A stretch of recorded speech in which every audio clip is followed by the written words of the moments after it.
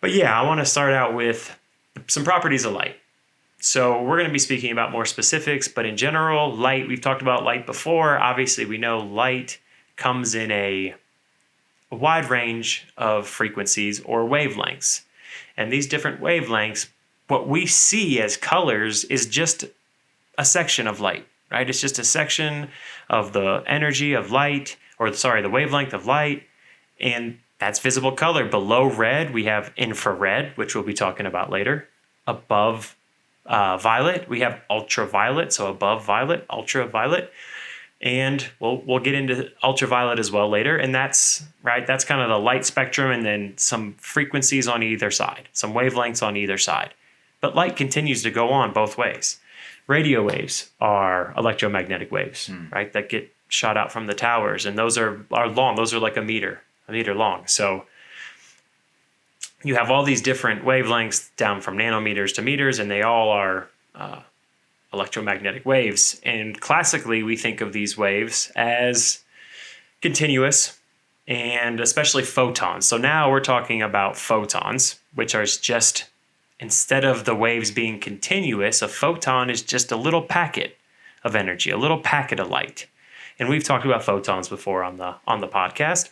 So we used to think of light as this continuous moving throughout the field, and now we understand it as quantized or chunked. So it's these little packets of photons. And this was something that happened, 100 years ago. So we've understood light this way for quite some time. And we went from classical still works in a lot of senses. So if you're just trying to solve a problem or you're trying to understand it, you can still look at the classical model. That's why it still holds up so well. But if you want to really get into the nitty-gritty, we want to look at the quantized version. And light has some very really weird properties. I'm talking mind-blowing kind of things. And time dilation is the one that I want to touch on before we get into this episode. Time dilation means that time slows down. It dilates. So a second, for me, it still feels like a second, but to Jordan, it might feel like a year if we're talking extremes. And light, actually, if you're looking from the perspective of light, so if you right now were to move at the speed of light, somehow, this is theoretical, right? If you somehow were to move at the speed of light right now, all of time would cease to exist because it expands to infinity. So there is no more second that ticks because it dilates so much.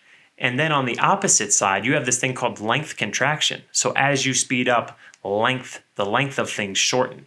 So if I'm moving fast and say a stop sign is 100 yards in front of me, it's going to seem much closer, right? The length, that distance is relative. It's all relative. And light is what allows that relativity to exist. So that is time dilation through special relativity. So if me and you were both around during the Big Bang, or even right now, let's say right now you got a call from NASA and they were like, Jordan, we want you to go on this ship that goes, half the speed of light, and then it comes back. You get on a spaceship, you go away, and you come back, and you're moving at close to the speed of light, or half the speed of light the whole time. You are still, it's going to seem like a year has passed. Let's say it was a year trip. But really, when you get back, maybe 10 years pass. I didn't do the math beforehand, but let's say, it's definitely a big difference in time. Yeah. So you're going to get back to Earth, and to me, 10 years passed. To you, 1 year passed. And that's time dilation through special relativity, through velocities, through the change of velocities. So you are you're living in my current time, but you're from the past because only a year has passed for you. And you're living in the future now. So you just time travel to the future.